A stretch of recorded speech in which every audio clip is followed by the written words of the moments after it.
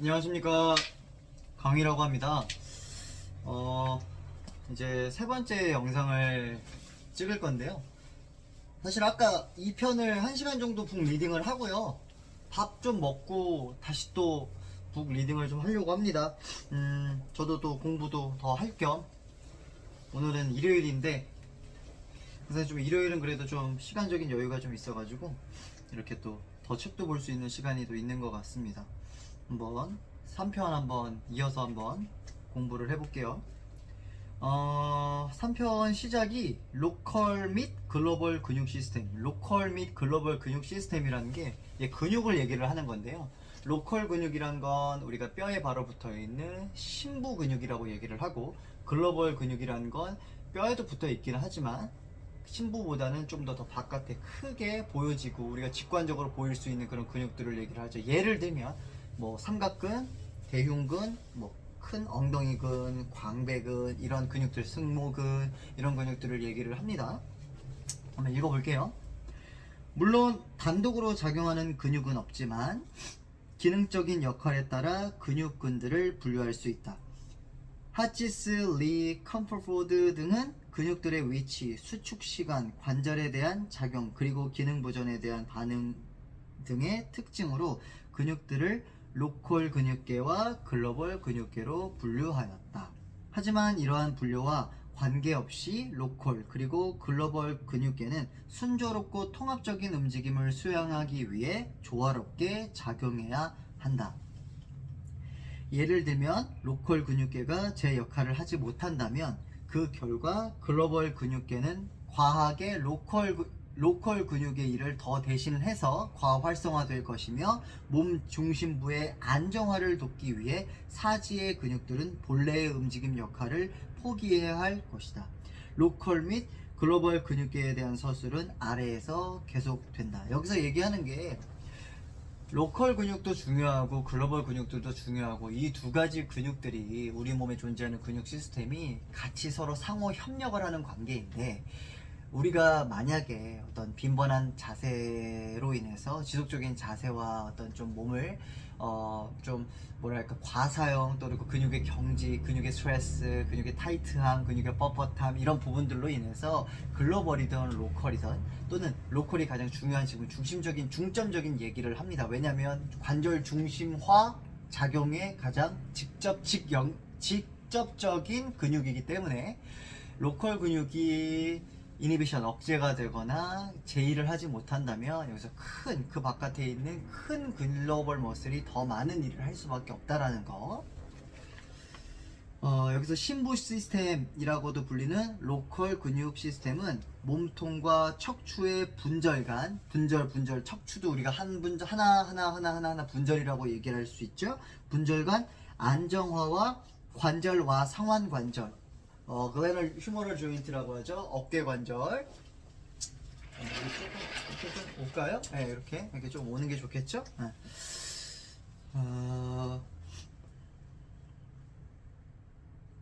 그리고 대퇴골 관골구 관절, 여기죠. 요거 두 개를 얘기를 하는 거죠. 대퇴골 관골구 관절. 안정화를 담당하고 있다. 신부 시스템 얘기를 하고 있죠, 지금. 이 근육군의 기능적 역할은 단순히 수축하는 힘에 국한되어 있진 않다. 안정화와 움직임에 관한 이 근육들의 핵심적인 역할에는 여러 중요한 요소들이 있다. 자, 한번 들어보죠. 첫 번째, 로컬 근육 시스템의 작용에는 비방향성인 특징이 있다. 이 말은 이 근육들이 인체가 움직이는 방향과 관계없이 수축한다라는 것이다. 이 관계없이 수축한다라는 얘기 자체는 굉장히 중요한 얘기인데, 지네들이 이미 이제 사람의 인체의 골격의 안정화를 위해서 이미 우리가 태어나기 전부터 이미 우리 몸에는 세팅이 되어 있다라는 거예요. 이게 중요하다 보니까 관절 안정화가, 그러니까 우리가 우리의 어떤 좀 의지와는 상관없이 얘네들의 어떤 심부 조직, 심부 근육들은 우리의 어떤 생각과는 상관없이 관절 안정화에 최적화되어 있는 어떤 세팅이 되어 있다, 프로그래밍화 되어 있다, 이런 얘기입니다. 즉 어떤 방향의 움직임은 이 근육들을 활성화하는 반면에 다른 방향들의 움직임은 활성화시키지 못한다는 것이다. 예를 들면 어깨와 고관절 심부에 위치한 일명 회전근개 근육들은, 여기서 이제 회전근개도 계속 언급이 될 수밖에 없겠지만 지금 이 책 자체가 어깨관절 파트고 고관절 파트이기 때문에 계속 얘기를 재차 하지만, 어깨 관절의 대표적인 회전근개 4가지 근육이 이따가 나올 거지만 4개의 근육의 이 로테이터 커프라고 회전근개의 어떤 근육이죠. 회전근개입니다. 근육이니까 근개, 회전건개가 아니라 어쨌든 또 이 고관절에도 있다 이거죠. 이제 고관절의 보렌소켈 관절, 이 관절 자체를 안정화시키기 위해서 이 심부 로테이터 커프라고 이제 이름이 좀 이제 지어진, 뭐 우리가 회전근개라 그러면 어깨만 생각을 하는데 심부도 회전근개가 있다라는 거. 이제 딥 6, 깊게 6가지의 근육이 있다라 그래서 심부가 이렇게 존재해주고 있다라는 겁니다. 각각 이 어깨 관절과 고관절, 이런 어떤 관절, 뼈와 뼈의 위치에 상관없이 관절 중심화를 유지하는 기능을 해주고 있다, 이 회전근개들이. 반대로 몸통과 척추의 체표에 가까이 위치한 근육들은, 체표는 우리가 피부겠죠. 표피, 진피가 있고 표피, 우리가 바깥에 보이는 거기에 가까운 근육들은 동작 방향이 그 근육들이 수축하는 특별한 방향과 일치할 때 반응한다. 이 얘기, 그러니까 우리가 이제 심부 애들, 이제 로컬 코어 근육들은, 심부 시스템 근육들은 우리의 어떤 움직임의 방향과는 상관없이 지네들이 고유적으로 세팅되어 있는 근육의 액션 기능을 수행을 해준다. 고맙게도. 고마운 일이죠. 근데 우리가 표피에 가까운 큰 근육들, 위상성 글로벌 근육들은 꼭 기시정지 액션의 어떤 움직임 방향일 때 반응을 좀 해준다, 이런 의미를 갖죠. 그러면 여기서 우리가 이제 몸을 만들기 위한 어떤 운동들을 할 때 방향이 중요하겠죠. 방향이 이 운동의 이 근육들을 잘 움직일 수 있게끔 만드는 작용을 해주니까 방향이 중요합니다. 기시와 정지, 이런 어떤 근육의 기시 정지를 그래도 정확하게 알고 있는 것이 우리가 앞으로 운동을 할 때 또는 어떤 운동 처방을 내려줄 때, 치료를 할 때 굉장히 중요하죠. 이제 그 기시 정지는 사실은 이제 기본적인 어떤 근육학이죠. 이제 두 번째 한번 읽어볼게요. 로컬 근육계의 근육들은 피드포워드로 작용한다. 로컬 근육계는 피드포워드로 작용을 한다. 이 얘기는 뭐냐면, 지금 이제 바깥에 있는 큰 근육들 말고 안에 있는 심부 애들은 저희와 의지와는 상관없이 피드포워드, 피드백이 아닌 피드포워드, 우리가 움직이기 전부터 뭔가 사소한 어떤 살짝의 움직임 전부터 움직임을 할 때 즉각적으로 바로 안정화를 시켜주려고 노력을 한다, 이 얘기입니다. 피드백과 피드포워드라는 단어가 두 가지는 의미가 굉장히 달라요. 이것은 로컬 근육계의 근육들이 글로벌 근육계보다 먼저 수축하여, 지금 먼저 수축한다 그랬죠. 심부 애들이 먼저 수축하여 인체에서 먼 쪽의 움직임, 원위부, 내 몸에서 먼 쪽, 제 사지 말단 먼 쪽 일어나기 전에 몸통 근위부, 몸통 근접해 있는 근위부의 안정성을 우선 제공한다는 의미다. 안정성이 우선이라는 거예요. 안전하고 나서 뭔가 다른 것들을 우리가 움직일 수 있고 생각을 할 수 있다는 거죠. 이는 자동적으로 일어난다는 반응이며, 이 기능은 종종 부상이나 관절의 기능이 손상된 이후에 제대로 작동하지 못하기도 한다. 그쵸. 손상되고 나서는 제대로 작동이 안 할 수 있죠. 제대로 잘 작동이 돼야 되는데 제대로 작동이 안 되면 큰일 나겠죠. 자, 세 번째, 글로벌 근육계의 근육들은 분절간 안정화를 제공하기 위해 일반적으로 동시 활성을 하기 때문에 주동근들이 전반적인 움직임 역할을 수행할 수 있다. 전반적인 움직임이 일어나는 동안 관절의 중심화를 유지하고 모든 관절면들을 지나는 힘들의 균형을 맞추기 위해 이와 같은 동시 활성작용이 요구된다. 글로벌 근육 시스템은 표면에 가까운 근육계라고도 불리는데 주로 움직임을 담당하고 있는 근육들로서 구성되어 있다. 이 근육계는 인체 전반의 안정화를 담당하고 있다. 인체 전반의 안정화를 담당하고 있다라고 얘기하는 이 말의 의미가 다 안정화 아니야? 이렇게 지금 들을 수 있는데 다 안정화입니다. 안전이 우선이고 안정화가 우선이고요. 제때제때 적재적소하게 근육들이 제 기능들을 잘 발휘해서 안에 있는 근육과 바깥에 있는 것들이 서로 상호 협력해가지고 같이 안정화를 유지해서 내가 뭔가 외부로부터 오는 힘에 대해서 저항을 하는 거고, 어떤 무게들을 갖고 부하들을 갖고 운동을 웨이트를 무게들을 갖고 운동을 하는 겁니다. 안정화를 먼저 구축해놓고 건물을 우리가 짓는데 안정화부터 먼저 건물을 시스템을 먼저 구축을 해놓지 않습니까? 그러니까 그런 얘기들이고요.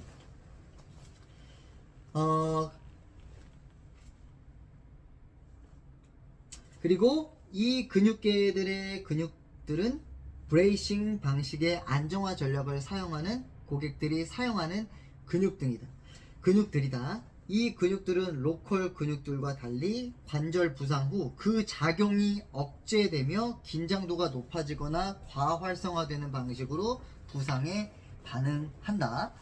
몸통과 척추 그리고 어깨와 고관절 복합체에 대한 로컬 근육과 글로벌 근육들의 차이점은 다음 표에 설명해 놓았다.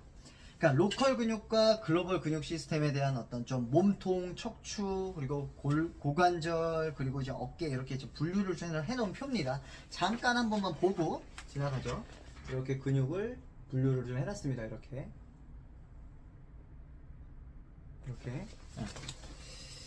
이러한 논의가 어느 한 근육이 다른 근육보다 더 중요하다고 의미하는 것은 아니지만 다 중요하다라는 거죠.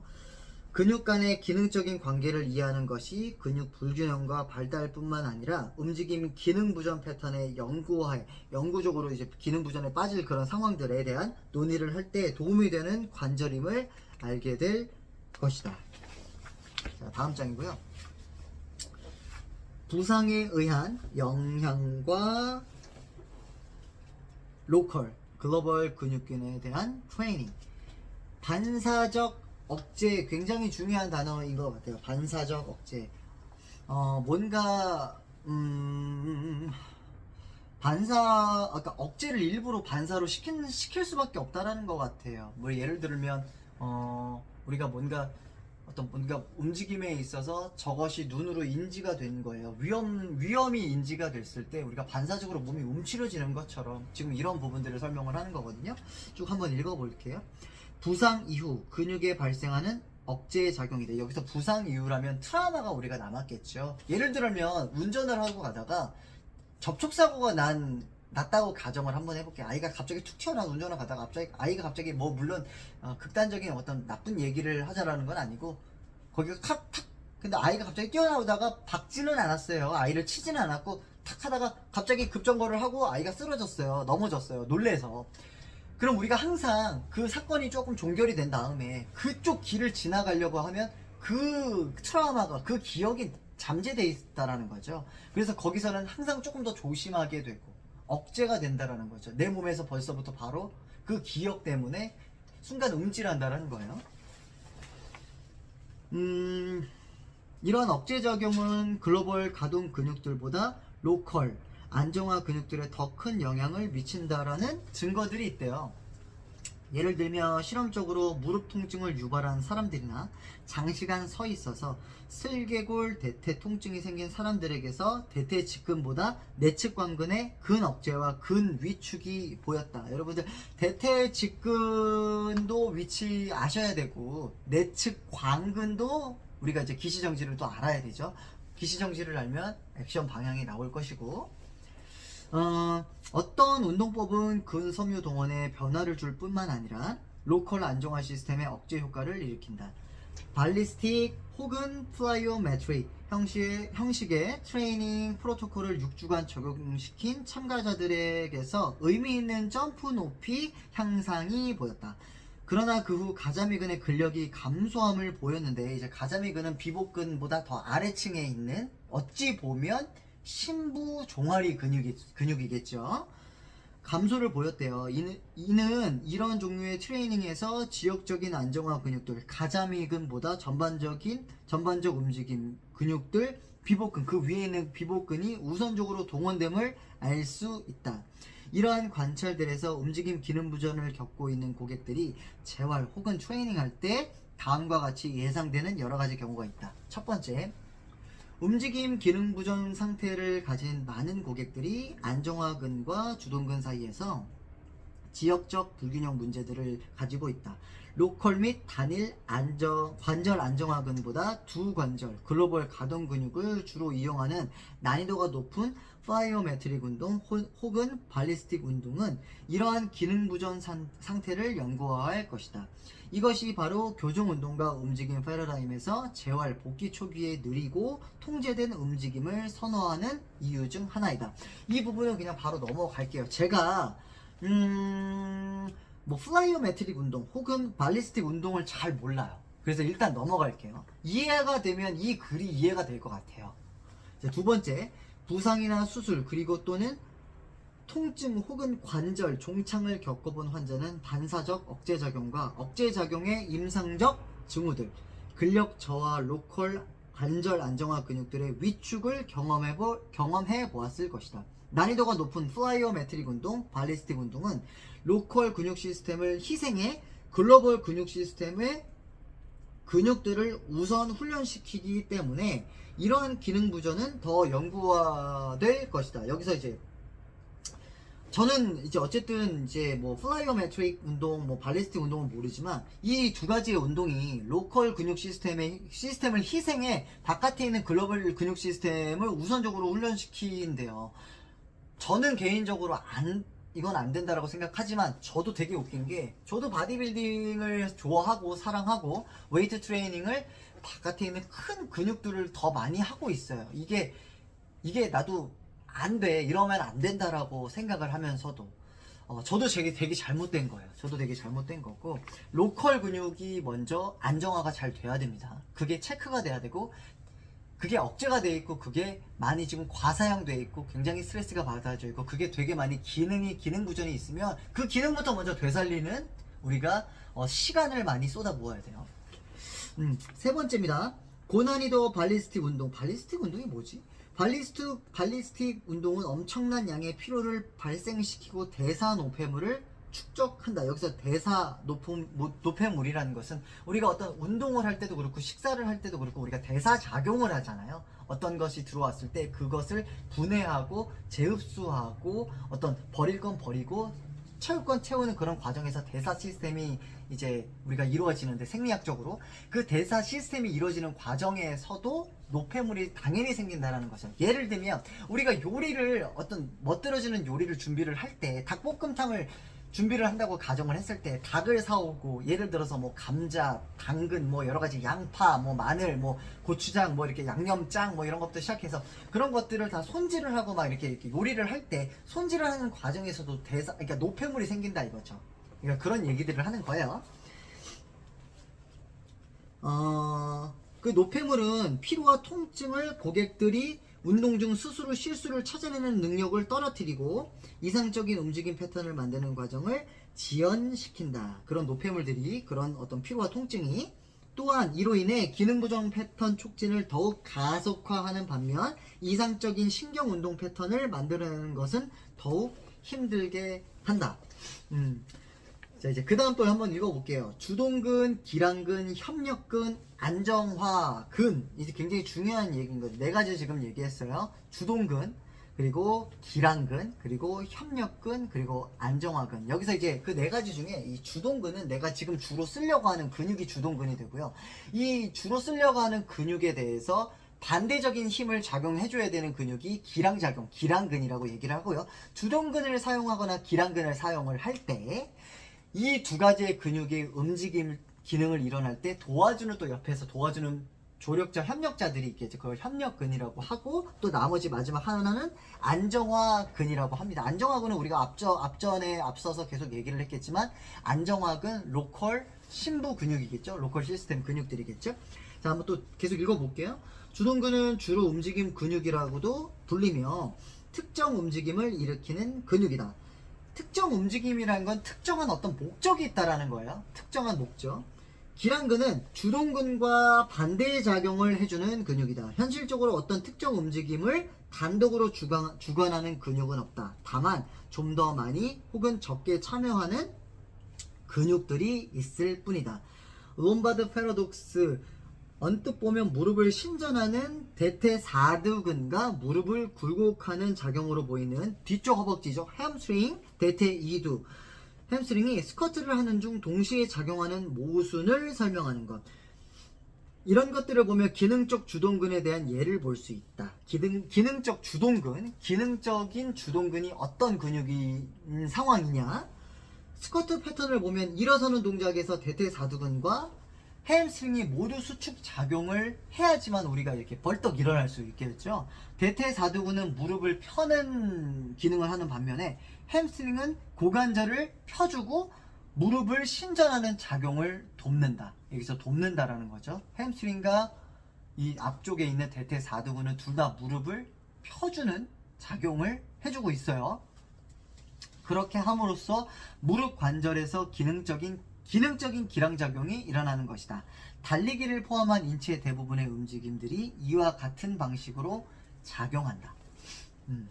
협력근은 주동근의 작용을 돕는 근육이다. 매우 적은 수의 근육들만이 단독으로 움직이며 협력근은 주동근이 일으키는 동작을 돕거나 관절을 안정화시키는 기능을 한다.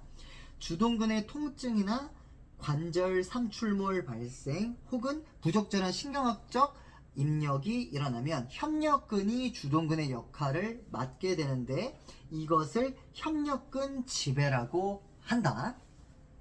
안정화근은 인접한 관절이나 해당 관절보다 먼 쪽에서 움직임이 일어날 때 관절의 정적인 위치를 유지시키는 역할을 한다. 여기서 안정화근 한 번 더 나왔죠. 한 번 더 읽어볼게요. 인접한 관절이나 해당 관절보다 먼 쪽에서 움직임이 막 이렇게 일어날 때 관절에 여기서 이렇게 팔을 이렇게 손가락들이 이렇게 막 움직일 때 어깨 관절이나 팔꿈치 관절의 안정화 역할을 해주는 위치시켜주는 역할을 하고 있어요.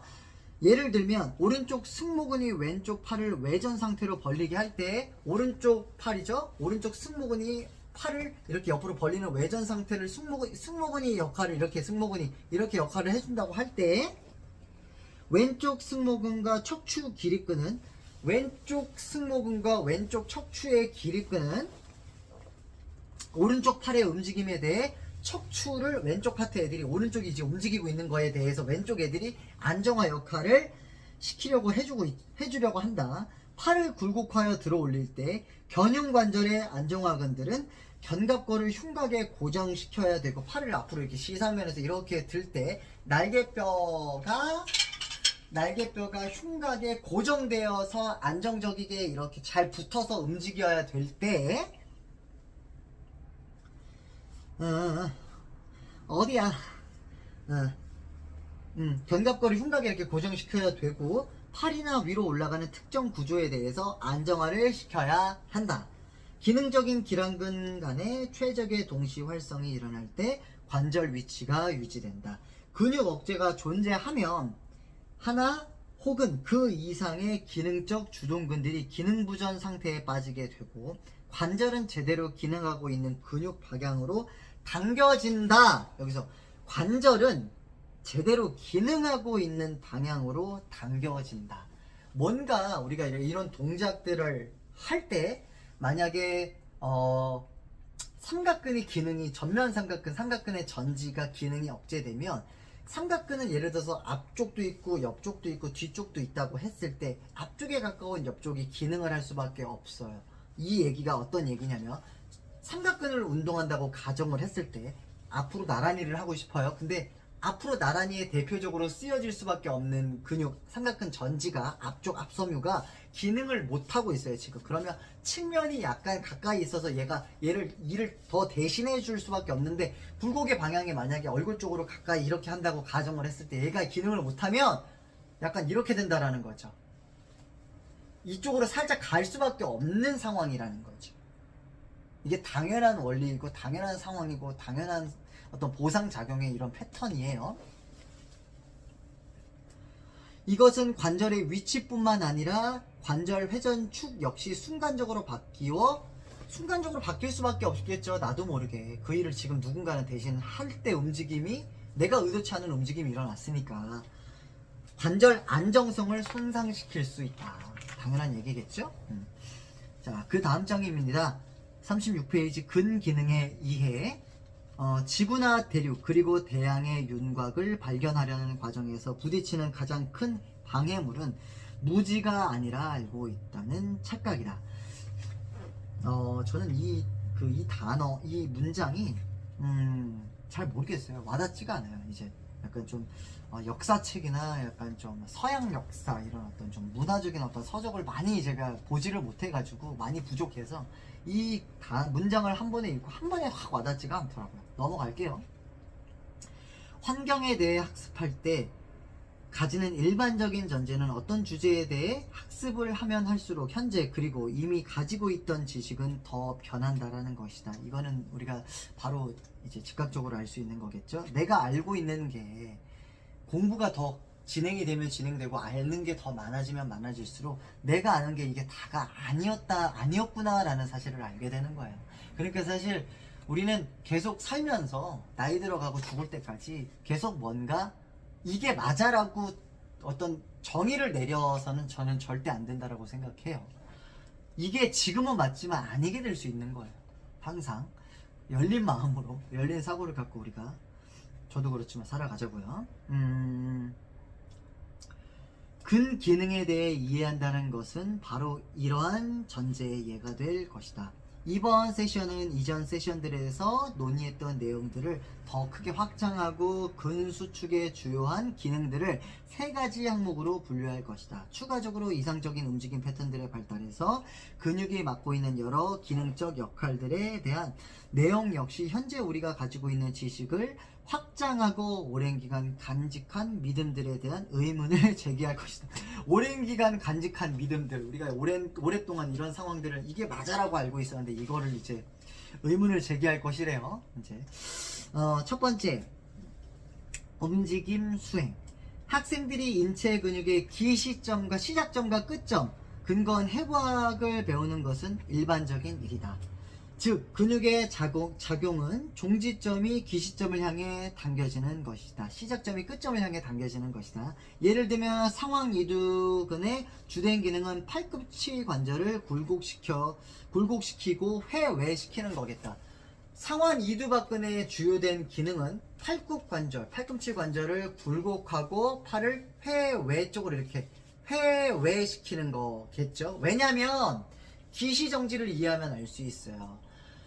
어깨 관절의 코라코이드 프로세서라고 하는 오구돌기에 붙어서 또 이두박근 바이셉스 브라키아의 상완 이두박근의 장두 긴 갈래는 어깨 날개뼈 이 글레너이드 포사라고 하는 와의 위쪽 상면에 붙어 있습니다. 다 어깨에 붙어 있죠. 근데 얘네들이 어디에 끝나 있냐면 요골 조면에 붙어 있단 말이죠. 요골이 이제 굴곡되면 이게 팔이 이렇게 돌아가는 그러니까 우리가 바이셉스 컬을 할 때 이렇게 좁게 잡아서 내 몸 쪽으로 오면 안 되고 상완 이두박근이 주동근으로 운동하고 싶다면 팔이 어깨선보다 이렇게 바깥으로 회외가 되는 어떤 형태를 해야 되겠죠. 그런 얘기예요. 두 번째 기능은 어깨 굴곡이다. 이제 그게 첫 번째 굴곡이었고 이게 첫 번째 굴곡이고 두 번째 기능은 어깨의 굴곡이라는 거죠. 그러니까 바이셉스 컬을 하게 되면 이렇게 된 상태에서 살짝 이렇게 굴곡이 돼야 된다라는 거죠. 상완 이두박근 운동을 할 때 해부학적인 자세는 이 자세, 죽은 시체 자세를 해부를 해놓은 자세, 아나토미컬 포지션이라고 합니다. 해부학적 자세를 취할 때 이와 같은 상완 이두근의 기능은 유효한 의미를 지니는 것으로 보인다. 일상생활에서 물을 마시기 위해 컵을 입으로 이렇게 가져오거나 식기세척기에서 그릇들을 꺼내거나 혹은 머리를 빗는 것과 같은 자세에서 상완 이두근의 기능을 보면 이러한 기능은 유효한 것 같다.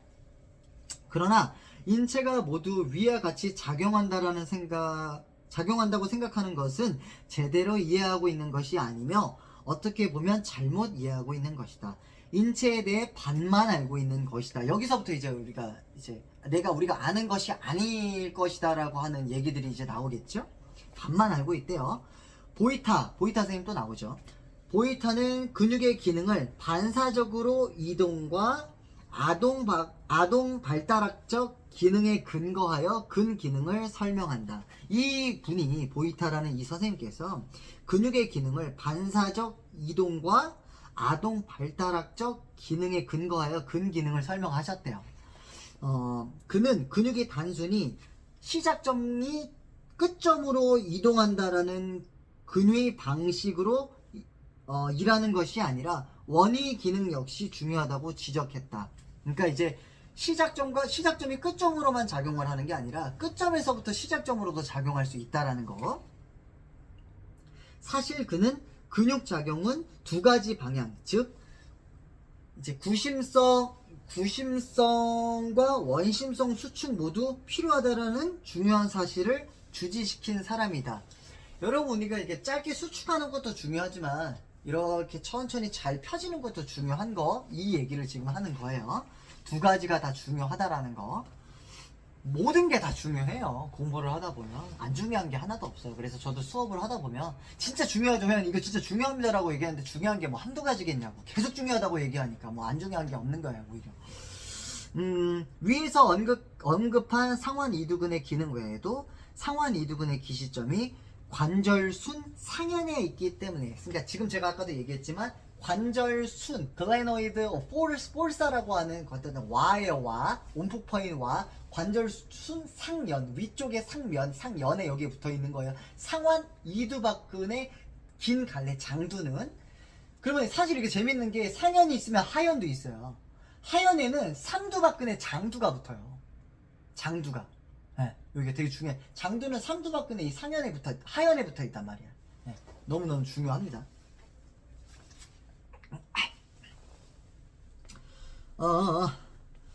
자, 그러면 이제 위에서 언급한 상완 이두근의 기능 외에도 상완 이두근의 기시점이 관절순 상현에 있기 때문에 상완 이두근의 기능은 기어가는 아이에게서, 우리가 아이가 이렇게 기어갈 때 이런 어떤 견갑골을 단단히 지지된 상태로 고정하는 것이다.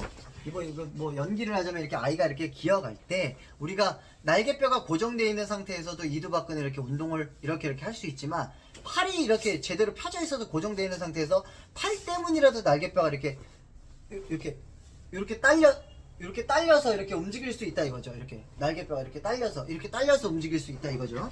이거 좀 굉장히 역동적인 어떤 영상이 될 것 같아요. 이제 상완 이두근의 개방된 거죠. 이건 닫힌 상태고, 이렇게 개방성, 이게 개방된 거. 개방성 사슬 기능, 기시점, 종지점 관점에서의 작용은 팔꿈치를 굴곡하는 것이다. 그러나 발달 중인 아동의 이두근은 견갑골을 안정적으로 지지된 팔에 당겨 붙이는 기능을 한다. 그러니까 발달 중인, 성장 중인 아동의 이두근은 견갑골을 안정적으로 지지된 팔에 당겨 붙이는, 서로가 당겨가지고 붙이는 기능을 한다. 이게 맞나 모르겠어요. 어쨌든 이제 우리가 다 큰 성인들은 견갑골을 안정화시키고 팔을 이렇게 분리시켜가지고 이렇게 움직이는데, 아이들은 이제 다 큰 어떤 성장이 다 큰 사람들보다도 성장 중인 과정에서 팔꿈치 관절들을 이렇게 지지를 이렇게 좀 잘해주기 위해서, 얘네들이 얘를 보호하기 위해서 이렇게 좀 같이 좀 도모시켜서 움직여준다, 이런 얘기라고 생각하시면 될 것 같아요. 네, 두 번째 얘는 대흉근에서 볼 수 있대요. 대흉근은 큰 가슴근이겠죠? 앞에 있는 우리 가슴근, 갑바라고 하죠. 전통적으로 대흉근의 기능은 어깨의 불고, 내전, 그리고 내회전이다. 다시 한번 발달 중인 아이를 보면, 이제 보이타 선생님께서 아이에 대한 연구를 굉장히 많이 하신 것 같아요. 대흉근 역시 기어가는 동작에서 중요한 역할을 하고 있다. 기어가는 동안 대흉근은 몸통을 움직이고 있는 팔 쪽으로 당긴다. 몸통을 움직이고 있는 대흉근은 팔 쪽으로 이렇게 당겨준다 이거죠. 가슴 근육이 움직이고 있는 팔 쪽으로 이렇게 당겨준다. 보통은 가슴이 가만히 있고 팔이 이렇게 가까이 오잖아요, 우리 성인들은. 가슴 운동을 할 때도 그렇고. 근데 아이는 다르다 이거예요. 기어가는 동안 대흉근은 몸통을 움직이고 있는 팔 쪽으로 당겨줘서 이 기능은 스포츠에서도 볼 수 있는데 투수, 쿼터백, 창 던지기 선수들은 리드하는 팔을 단단히 고정하면서 몸통을 회전하는 힘을 내기 위해 리드하는 팔 쪽의 대흉근을 사용한다. 뭐 야구 선수들을 예를 봤을 때 팔이 이렇게 돌아갔을 때 글쎄요, 죄송합니다. 야구를 잘 몰라서 하다가 말았어요. 예. 네, 어쨌든 뭐, 예, 그렇습니다. 선수들이 사용하는 리드팔, 몸통 회전을 할 때 지지 기반을 만들어낸다. 이러한 방식으로 선수들은 대흉근과 그 협력근들, 뭐 대흉근 그 안쪽에 있는 소흉근, 그 아래쪽에 살짝 또는 갈비뼈 안쪽에 같이 1번부터 갈비뼈 1번부터 9번까지 같이 붙어있는 전거근들, 전거근 진짜 굉장히 중요합니다. 왜 중요해요? 날개뼈의 안정화근에 있어서 첫 번째로 중요해요. 첫 번째. 네, 첫 번째로 중요합니다. 전거근 정말 중요해요. 그리고 팔의 전삼각근, 뭐 이런 어떤, 그러니까 지금 요 동작을 할 때를 얘기를 하는 겁니다. 전삼각근, 요 동작을 대흉근을 협력하는 근육들, 전삼각근, 전거근, 앞쪽에는 소흉근들이 대흉근을 협력시키고 주고 있다라는 거. 다른 팔은 외회전하면서 상호작용이 일어난다. 그러니까 반대팔, 이쪽 팔은 이렇게 외회전할 때 반대팔은 이렇게 내회전하고 있다라는 거죠. 이렇게 되겠죠. 이렇게 될 일은 없겠죠. 이렇게 해서 던지는 사람은 없겠지. 얘는 외회전될 때 한쪽은 내회전되면서 서로 이런 식으로 반대작용을 하면서 협력해주고 있겠죠.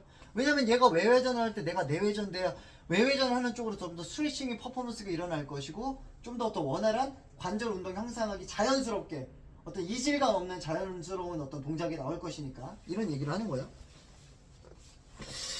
조금만 움직이는데도 팔이 아프네요. 자, 이 서로 상호작용은 역학적 사슬을 감고 어깨 복합체를 안정시키는 두 가지 기능이 있다. 또 다른 예로 이상근이 있는데, 여러분 이상근은 어디 있는지 아십니까? 이상근은 이렇게 이제 골격을 이렇게 뒤로 딱 했을 때 좌골신경 안쪽, 좌골신경 바깥에 사이아릭 너브의 바깥쪽에 이제 기시를 하고 있고, 천골과 대퇴골두의 그레이터 트로칸터에 붙어있는 대퇴골두 큰 돌기에 붙어있는 이상근이라고 하는 근육이 있어요. 아주 중요한 근육이죠. 아주 중요한 근육이죠. 이거 고관절 파트 할 때 또 나오겠죠? 이상근은 고관절을 외회전, 외쪽으로 회전, 그러니까 딥식스 중에 하나예요. 이상근을 필두로 딥식스가 형성되어 있습니다. 그러니까 고관절에서의 로테이터 커프죠. 이상근이 필두예요.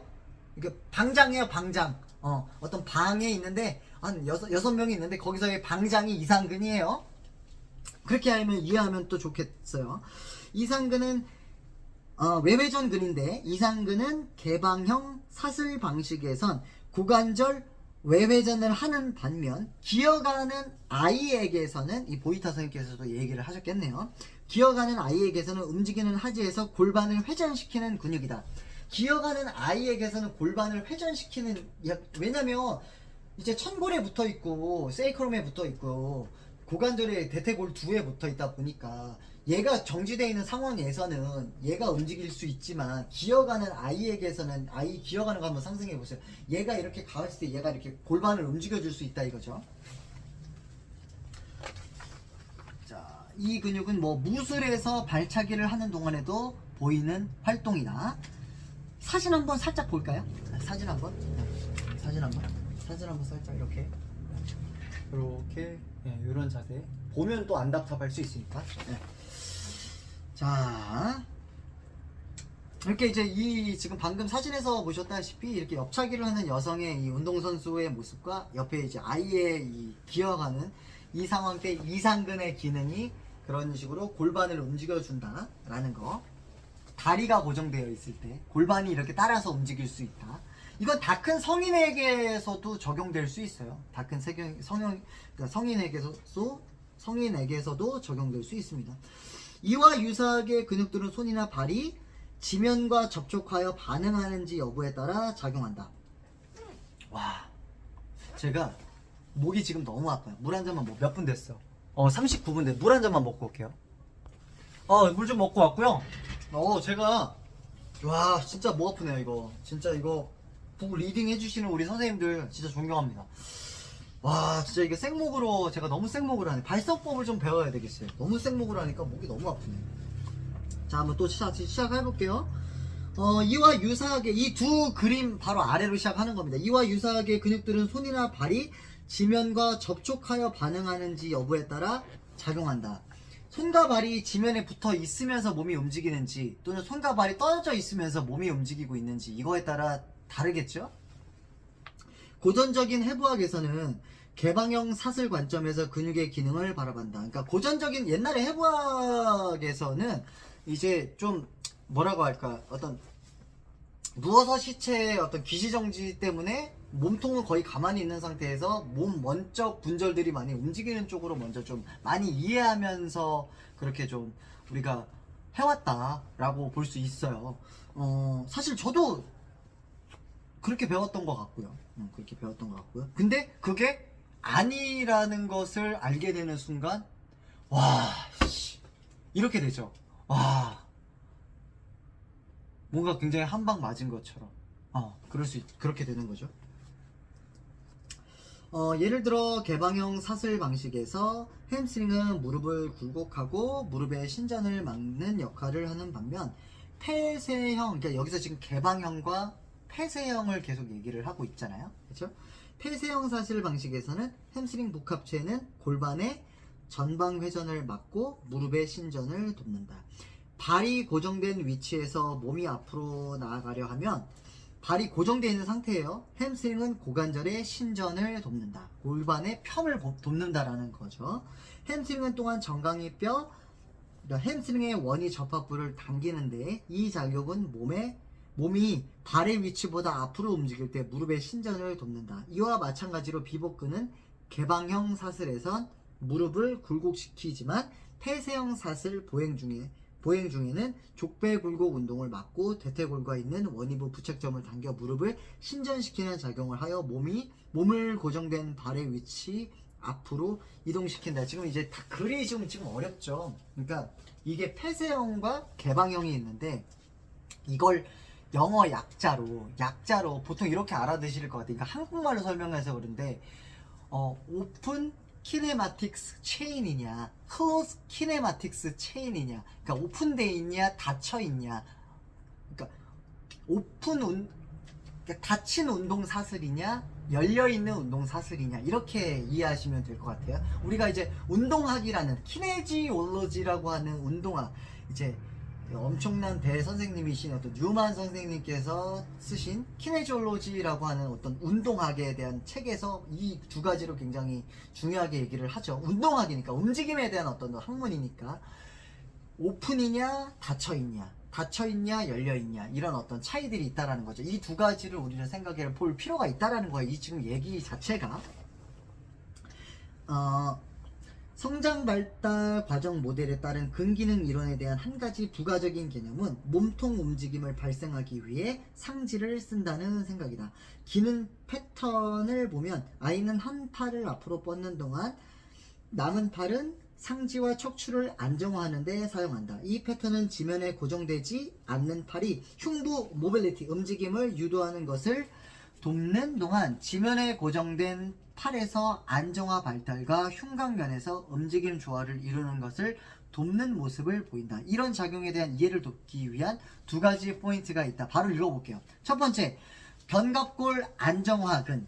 그러니까 견갑골, 날개뼈를 안정화해주는 안정화근이래요. 광배근, 대소능형근. 광배근, 대소능형근, 상중하승모근을 대부분 척추의 부착점을 가지고 있다. 척추뼈의 부착점을 가지고 있죠. 척추뼈에 이 근육들이 대부분 지금까지 이 근육들이 척추 기능에 대한 작용을 가지고 있다고 생각하지 않았지만 부착점을 보면 이 근육들 역시 척추 기능에서 역할을 가지고 있다는 것을 알 수 있다. 이 근육들이 광배근, 대소능형근, 상중승모근이 척추에 붙어 있다 보니까 과거에는 이 근육들이 그냥 이제 갇힌 상황에서의 운동 자세를 펼칠 때 뭐 팔이 움직이는 거에 대한 어떤 기능들만 갖고 있었는 줄 알았는데 날개뼈랑 끽해봤자 척추에 붙어 있다 보니까 척추를 뭔가 로테이션하는 움직임을 회전을 만드는 역할도 할 것이고 펴주는 역할과 굴곡하는 역할을 같이 하고 있을 것이다 라고 지금 얘기하는 거예요. 사실 지금 이제 공부를 시작하시는 분들은 당연한 거 아니야? 이렇게 들을 수 있는데 과거에 저희들이 공부했었을 때는 그렇지는 않았다라는 거 굉장히 뒤떨어지는 공부를 해왔었네요. 아, 물을 이렇게 옆에 놔두니까 굉장히 좋네. 되게 여유가 있네. 물에 있으니까 목이 아파도 이걸 참고 끝까지 가야 돼 이런 어떤 생각보다는 물 한 모금 딱 먹으면 되니까. 가수들이 어떤 콘서트 같은 거 할 때 물병을 항상 뒤에 놔두는 그런 어떤 이 센스적인 것들을 이해하게 되네요, 제가 지금. 좋아요. 자, 가볼게요. 능형근, 승모근, 광배근 전체적으로 함께 작용하여 고정된 상지 쪽으로 척추를 돌리는, 즉 제가 이야기했던 척추를 돌린다라는 걸 로테이션을 하는 작용을 한대요. 기어가거나 우리 플랭크 있죠? 이렇게 버티는 복근 운동할 때 어떤 트렁크 운동할 때 대명사로 이렇게 플랭크를 많이 이제 말해왔잖아요.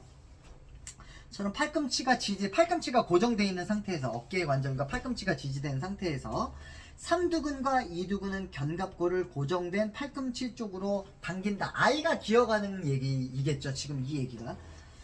이 기능은 성장 중인 아이에게서도 볼 수 있는데, 즉 팔꿈치로 지지하여 엎드린 자세는 아이의 상지를 안정화시키는 자세이다. 아이가 반대쪽 팔을 뻗는 동안 지지하는 팔의 견갑골 안정화 근육들은 척추의 회전을, 지금 앞서 얘기했던 어떤 광배근, 대소, 능형근, 승모근들이 척추의 회전을 돕는다. 두 번째입니다. 아이가 왼쪽 상지를 안정화시키고 오른쪽 팔을 뻗는 동안 왼쪽 견갑골, 왼쪽이죠. 지금 오른쪽으로 움직이는 동안 왼쪽 견갑골 안정화근들은 척추 회전을 돕는다. 아이가 왼쪽 팔과 함께 왼쪽 몸통을 안정화시키는 동안 자유로운 오른쪽 팔의 움직임은 같은 쪽 척추와 흉곽의 움직임을 돕는다. 이것은 움직임에 있어 중요한 점을 시사하는데, 기존의 전통적인 저항 운동은 종종 흉곽의 경직을 가져왔기 때문이다. 흉곽의 경직이란 건 뭐 우리가 상상할 수 없을 정도로 굉장히 몸이 뻣뻣한 경직되어 있는 상태를 얘기하는데 굉장히 지금 불편하죠. 굉장히 불편하네요. 양측성 패턴, 양쪽을 다 같이 운동한다라는 거죠. 양측성 패턴의 운동은 흉곽이 고정된 채 두 팔의 움직임이 요구되기 때문이다. 발달 중인 아이에게선 이러한 양측성 패턴의 움직임이 거의 일어나지 않을 뿐만 아니라 아이가 몸통 딱 고정시켜 허허허허 뭐 이런 경우는 거의 없잖아요. 이러면서 거의 기어갈 뿐이니까.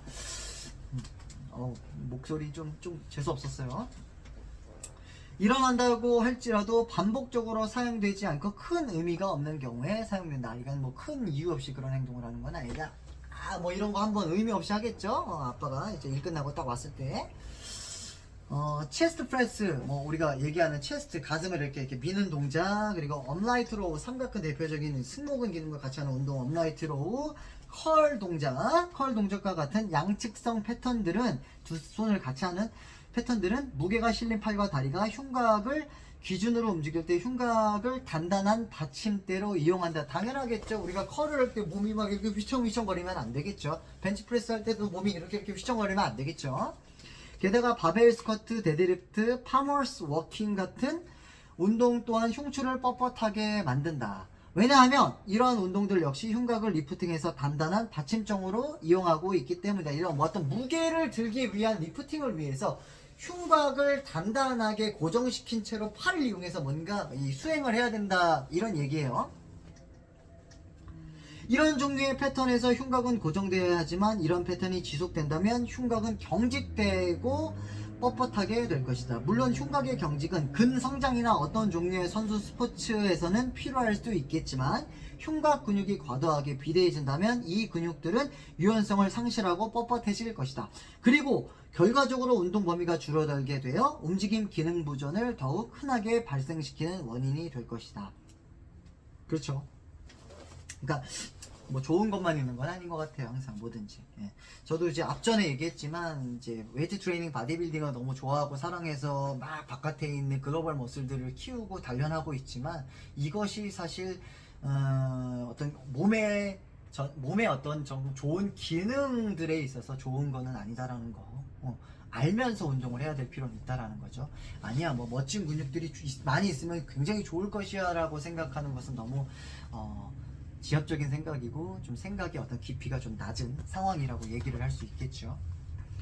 뭐 조금 더 부가적으로 얘기를 한다면 우리가 이제 헬스에서 이제 헬스장에서 일어나는 어떤 피트니스 클럽에서 일어나는 어떤 다이어트, 극심한 다이어트 진행을 하는 거에 있어서 뭐 바디 프로필을 찍거나 뭐 어떤 바디빌딩 대회에 나가기 위한 극심한 다이어트, 체지방을 굉장히 많이 저 퍼센테이지로 만드는 그런 어떤 좀 행동들이나 행위들이나 그런 시간들은 사실 건강에 그리 좋지는 않다라는 걸 우리는 알고 있어야 된다라는 거죠. 자, 쭉 한번 읽어볼게요. 여기까지 읽고요. 두 번째 단락, 우리가 이제 첫 번째 단락을 지금 읽고 있습니다. 두 번째 단락까지 하기 전까지만 읽고 딱 마무리를 하려고 할게요. 지금 몇 분이냐면 50분이네요. 벌써 더 할 수 있겠는데 목이 너무 아프네. 자, 흉곽의 경직은 흉곽의 움직임을 줄이고, 흉곽이 딱딱해지는 리지드되어 있는 그런 경직은 흉곽의 움직임을 줄이고, 이로 인한 보상작용으로 경추와 요추의, 그러니까 지금 흉추를 얘기를 하는 거예요. 흉추 1번부터 12번까지가 흉추가 있겠죠. 우리의 척추, whatever column이라고 하는 어떤 기둥 주자를 쓰는 어떤 이 척추는 흉추 파트가 있고 요추 파트가 있고 경추 파트가 있습니다. 지금 흉추를 얘기하는 거. 흉추가 뻣뻣해지면, 자, 경추와 요추의 과운동성이 일어나게 된다. 그러니까 제가 보상작용인 거죠. 얘가 뻣뻣해지면 얘랑 얘 둘 중에 한 놈들은 분명히 더 많이 움직여야 된다는 거예요. 더 많이 움직여야 된다. 흉곽의 경직이 일어나면 호흡이 일어나는 동안 세 가지 운동면의 흉곽 확장 능력이 떨어지게 된다. 여기서 호흡이 나오네요. 읽어보죠. 집중을 해서. 호흡을 하는 동안 흉곽을 들기 위해 부호흡근, 주호흡근이 아니라 부호흡근이 활성화될 수밖에 없다라는 거. 여기서 부호흡근이 뭐가 있는지 한번 볼까요? 사각근, 이 스칼렛 머슬이라고 하는 전중후 사각근이 있죠. 사각근. 그리고 SCM이라고 하는 흉쇄 유돌근, 그리고 소흉근, 갈비뼈, 가슴, 대흉근을 뜯어내면 소흉근이 이제 립 3, 4, 5에 붙어 있죠. 오구돌기에 붙어서 이렇게 닭발 이렇게 딱 오구돌기에 붙어서 3, 4, 5, 립 3, 4, 5에 이렇게 붙어서 이렇게 근육이 작지는 않아요. 더 넓게 펼쳐져 있습니다. 얘네들이 부호흡근이래요. 그러니까 주로 호흡근이 이제 저활성화가 되거나 이제 기능 부전이 있으면 부호흡근이 활성화될 수밖에 없다. 이렇게 딱 닫혀 있으면 이렇게 호흡을 해야 된다는 거예요. 되게 힘드네. 잠깐 했는데. 이 변화는 인체 전반에 걸쳐 영향을 끼치게 되는데, 이러한 영향의 예로는 머리와 어깨가 앞으로 나오는 자세, 두통의 불안감, 산소 포화도의 감소, 혈압 상승 등이 있대요. 이렇게 앞으로 나와 이렇게만 호흡을 한다면, 흉곽이 확장되면서 호흡을 할 수 없다면 이런 어떤 좀 상황들이 펼쳐진다. 반면 그러니까 만약 선수 트레이닝 프로그램으로 양측성 패턴의 운동을 하거나 또는 해야만 한다면 반드시 흉곽 운동성을 회복하는 운동을 추가해야 한다. 그렇죠. 어쨌든 호흡이 제일 중요하다 보니까 인체에 있어서 일측성 혹은 좌우교대 패턴의 운동은 자유롭게 움직이는 한쪽 팔의 움직임을 이용하여 흉추 회전을 만든다. 동시에 이 팔의 움직임은 어깨 복합체와 동측 흉곽을 안정화시키는 역할도 한다. 팔, 다리 기능에 대한 이와 같은 개념은 마치 크라코베스키가 주장한 척추 엔진 이론, 척추의 움직임이 사지의 움직임을 만든다란 이론이래요. 이것과 반대되는 것처럼 보인다. 하지만 지금 다루고 있는 이론이 그의 생각에 반대하는 것이 아니라 추가로 팔과 다리가 척추의 안정성과 운동성을 돕는다는 점을 제시하고 전통적인 운동 패턴들을 해석함에 있어 더욱 기능적인 표현을 만들도록 도우려는 것이다. 이 두 기능은 이 책 뒤에 나올 교정 운동과 트레이닝 전략에 적용될 것이다. 그러니까 이 앞전에 말씀하셨던 크라코베스키 선생님이 주장한 척추 엔진 이론, 척추의 움직임이 사지의 움직임을 만든다라는 이론을 이게 아니다 이 얘기를 하는 것이 아니라 지금 팔과 다리의 안정성을 더 만들어서 척추의 안정성을 같이 더 돕게 만들자 이런 얘기를 하는 거예요. 그게 맞다, 네가 맞다, 내 말이 맞다 이런 얘기를 하자라는 게 아니라 여기까지가 54분인데요. 좀 더 읽어보죠. 좀 더 읽어보죠. 이제 어찌 보면 이제 두 번째 이야기로 가는 거죠. 지금 두 번째 이야기로. 자, 쭉쭉 한번 읽어볼게요. 기존의 두 번째입니다. 동작 전달. 펑션 2 동작 전달. 기존의 해부학 책들이 다루지 않았던 또 다른 개념은 근육들은 그 근육이 지나지 않는 관절이라도 그 관절을 가로지르는 움직임을 만들 수 있다는 것이다. 예를 들면 외측 관근과 내측 관근은 고관절을 지나는 근육들은 아니지만 고관절 위쪽까지 이제 지나는 주행하는 근육은 아니지만 내측 관근들 마스토스 머슬들이 각각 고관절 내회전과 외회전을 만드는데 기여한다. 이거는 근육의 기시정지를 이해하면 알 수 있어요. 이거는 이제 내측 관근, 이 바스토스 메디알 머슬과 바스토스 라테럴 머슬, 내측 관근과 외측 관근이 고관절을 주행하지는 않지만 이 고관절의 어떤 내회전과 외회전의 움직임을 만드는데 기여하는 거는 이 근육들의 기시정지를 알면 이해할 수 있습니다.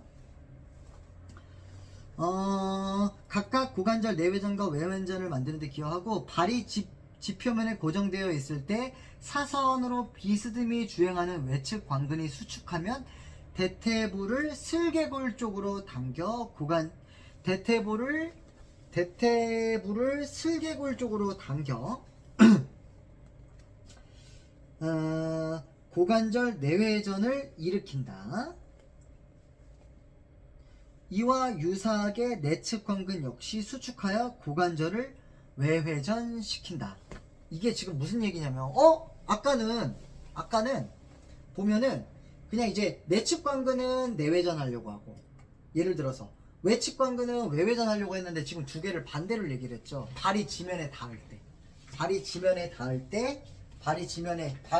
닿아 있을 때 내측 관근은 쭉 힘줄 하면 슬개골을 기준으로 이렇게 외회전을 할 수 있고 외측 관근은 쭉 수축하면 내회전을 할 수 있다라는 거예요. 발이 지면에 닿았을 때 이 상황이 다르죠. 역학사슬이 먼 쪽에서 지표면에 고정되어 있을 때 내외측 관근이 동시 수축하면, 그러니까 내측 관근과 외측근이 동시 수축하면 무릎을 펴주고 다리 쫙 피는 거 있죠? 대퇴부와 골반을 정강이 쪽으로 당기는 작용을 돕게 된다. 대퇴부와 골반을 정강이 쪽으로 당기는 작용을 돕게 된다. 자, 여기서 이제 펑션 3 요거까지 또 한번 읽어볼게요. 여기까지 읽어야 되겠어요. 자신의 작용에 대한 기량작용. 말 진짜 어렵네요. 자신의 작용에 대한 기량작용. 근육들은 가로지르는 관절의 각도에 따라 스스로에 대해 기량작용을 하기도 한다. 몇 가지 예를 좀 들어봐야 되겠죠. 말이 어렵죠. 첫 번째부터 다섯 번째까지 있는데 다 읽어볼게요. 첫 번째, 대흉근의 위쪽 섬유는 이거 되게 중요합니다. 이거 되게 중요해요. 이거 아셔야 되고 되게 중요합니다. 갑자기 일단 생각났어요. 대흉근의 위쪽 섬유, 어깨의 굴곡에 관여하지만 아래쪽 섬유는 어깨 신전의 기능을 한다. 무슨 말이냐면 대흉근의 위쪽 섬유는 대흉근의 쇄골지가 되고요. 대흉근의 아래쪽 섬유는 늑골지가 되겠죠. 지금 쇄골지는 어깨의 굴곡에 관여한다고 했고요. 늑골지는 어깨의 신전에 관여한다고 그랬어요.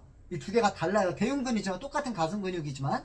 자, 두 번째, 상부 승모근은 견갑골을 어퍼 트라페지우스는 어퍼 트랩은 상부 견갑골을 올릴 거자를 써서 거상하지만 하부 승모근은 견갑골을 디프레션 하강을 시킨다. 똑같은 승모근인데 섬유의 방향에 따라서 지금 달라지고 있는 거예요. 지금 세 번째, 어깨 삼각근의 앞쪽 안테리어 파이버 앞쪽 섬유는 전지는 상완골을 수편에서 내전하지만 후면 섬유는 뒤쪽으로 신전하고 외회전시키죠. 이 두 가지를 알아야 삼각근 운동의 어떤 이 모션, 어떤 움직임이 펑션이 나오겠죠. 중둔근의 이제 중둔근 우리 주사 맞는 근육 있죠. 엉덩이 중둔근 글루테스 메디어스 중둔근의 앞쪽 또 앞쪽 섬유는 고관절의 다리뼈를 굴곡하고 내외전 시키지만 여기서 또 뒤쪽에 삼각 중둔근 후지는 다리를 고관절을 신전하고 외회전 시킨다. 우리는 지금 계속 저도 지금 앉아서 이제 붕 리딩을 하고 있지만 지금 어떤 상황이에요? 중둔근의 앞섬유가 굉장히 과하게 활성화되고 있고 과하게 지금 과사용하고 있는 상황이죠. 네.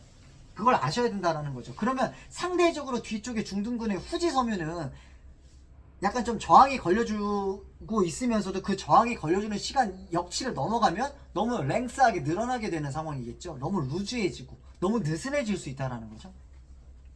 대둔근도 마찬가지고. 자, 이제 다섯 번째 비복근, 종아리 근육이죠. 비복근, 이 가스로크네미우스 비복근의 내측, 안쪽에 내측두는 정강이 뼈를 티비아를 내회전시키지만 외측두는 외회전 시킨다. 두 개가 또 다르죠. 하트 모양에 있는 비복근 있죠. 내측두가 좀 더 근육이 발달되어 있고 더 아래쪽으로 더 빠져 있으면 더 길어요. 근육 자체가. 내측두는 내회전시키고 외측두는 외회전 시킨다. 이와 같은 기량적 역할은 근육이 더 효율적으로 작용하게 하고 거의 무한한 종류의 관절 위치와 기능적 활동에 있어 더 원활히 가능하게 한다. 자, 밑에 있습니다. 선공의 열쇠, 근기능의 이해. 근육의 기능은 전통적으로 원위부 부착점을 근위부 부착점으로 당기는 것으로 우리가 생각해 왔어요. 전통적으로 과거에는. 그러나 반대로 근위부가 원위부로 당겨지는 작용 역시 중요한 관점이다. 이러한 관점으로 근기능을 평가하는 것은 재활과 움직임 기능 보전 트레이닝에서 굉장히 중요하다는 거. 여기서 이제 키는 근육은 그 부착점을 고려하여 평가해야 한다. 우리가 기시정지를 정확하게 알고 있어야 되는 거죠. 이와 같이 근육의 기시점, 종지점, 종지점, 기시점 기능에 대한 이해가 밑바탕된 기능적 운동은 패턴에서 의도하는 목적에 따라 추천될 수 있다. 이렇게 추천을 운동을 할 수도 있고 저렇게 추천을 할 수도 있는 거죠. 기시점과 정지점, 정지점과 기시점을 정확하게 알고 있다면 여기까지 이제 3편 북 리딩을 좀 끝낼게요. 목이 진짜 너무 아프고 집에 가고 싶어요. 집에 가서 좀 누워 있어야 되겠어요. 너무 열심히 했어요. 여기까지 하고 또 4편을 또 찍어서 또 올리도록 하겠습니다. 공부 우리 같이 또 열심히 하자라는 목적이니까요. 저도 요걸 하면서도 다시 한 번 더 공부가 되고 요거를 누가 들을지는 모르겠지만 들어주시는 분들도 제가 이제 북을 그냥 읽어줌으로써 같이 한 번 더 한번 생각해보고 한번 상기해보자 이런 의미니까요. 도움이 됐으면 좋겠다라는 생각에서 제가 발전하고 싶어서 하는 거니까 이쁘게 좋게 봐주셨으면 좋겠습니다. 여기까지 하고 다음 우리 이제 이거 3편 끝이죠. 4편에서 만나 뵙도록 하겠습니다. 감사합니다.